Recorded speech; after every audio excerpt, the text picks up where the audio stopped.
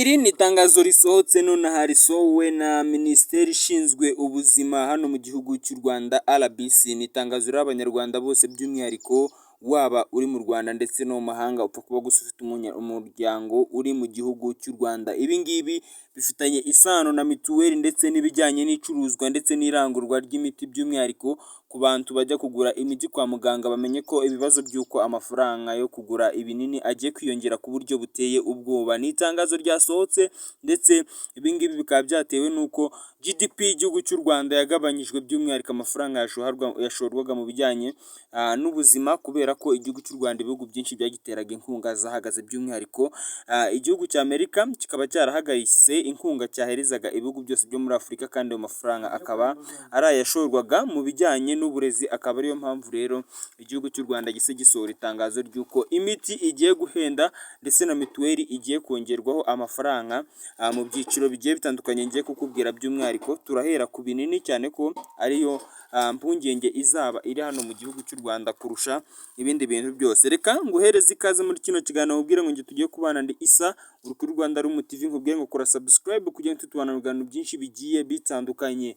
Iri tangazo ryasohotse kuri uyu wa 12 z'ukwa karindwi 2025 risohowe na minisiteri ishinzwe uburezi nk'uko nabikubwiye. Rero tukaba tugiye kurebera hamwe ku buryo imiti igiye guhenda ndetse n'uburyo tugiye kujya tuyigura by'umwihariko mu bitaro. Ubwo muri farumasi ho urumva ko ari ikindi by'umwihariko nk'abantu bafite abarwayi bagenda boherezwa mu mafarumasi kuba bajya kuguriraho imiti kwa ko mu bitaro bababwiye ko idahari mu bivuriza kuri mituweli. Ibi ngibi byose igiye kubirebera hamwe.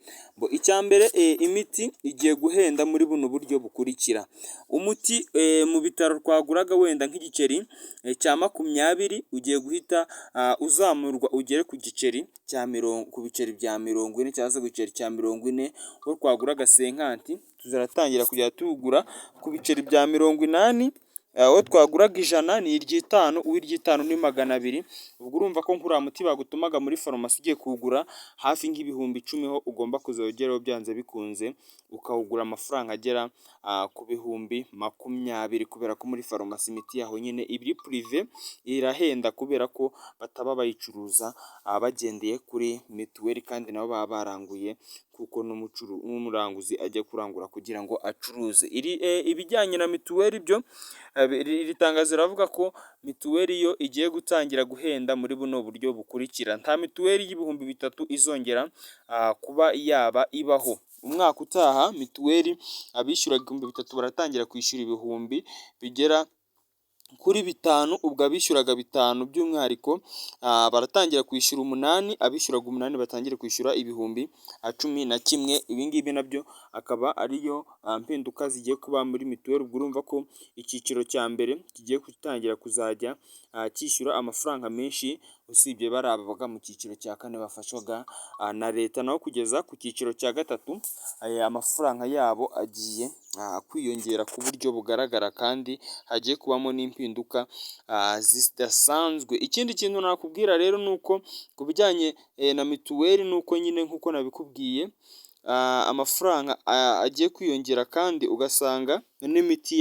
yo mu bitaro yahise yiyongera amafaranga. Ubwo urumva ko tuzajya tujya kwivuza ariko usanga imiti myinshi ujya kuyigura hanze noneho amafaranga yabaye menshi kubera ko kwa muganga iyo urwaye indwara babona ko amafaranga umuti nibaza kuwuguhereza bari buze guhomba bakohereza muri farumasi, cyane ko farumasi ziba zinacuruza iyo miti n'ubundi ziba zisanzwe ari iz'ibyo bitaro, bakakoherezaho rero ukajya kugura iyo miti kubera ko babona ko bawugwaye nyine bahomba kandi iyo miti ubundi iba yemerewe kuvurishwa abantu bivuza pirive kuko kwa muganga nk'uko tubimenyereye ntabwo wagiye kwivuza pirive ngo bakwakire nk'umuntu uje kwivuza bisanzwe bino bya public by'abantu bose nyine bakoresha kuri mituweli. Niyo mpamvu uzabona abakire benshi iyo baze kwivuza baza bagakoresha pirive kubera ko pirive nyine bakwitaho kwa ko nawe buri bubahereze amafaranga menshi kandi izo zose akaba ari inyungu z'ibitaro ndetse n'igihugu muri rusange. Ibi ngibi rero bikaba bishobora kuba bigiye guhungabanya by'umwihariko abantu benshi ndetse nk'abajyaga kwa muganga bitwaje bya biceri bacaga ku bitaro bitoya bya centre de santé. Biriya biceri nabyo biziyongera kubera ko nyine urumva ko ibintu byose biri kwiyongera. Izi ngizi akaba ari zimwe mu ngaruka z'uko igihugu cyacu kizagera guterwa inkunga ndetse n'amahanga cyangwa se n'iriya miryango ya za UNICEF by'umwihariko.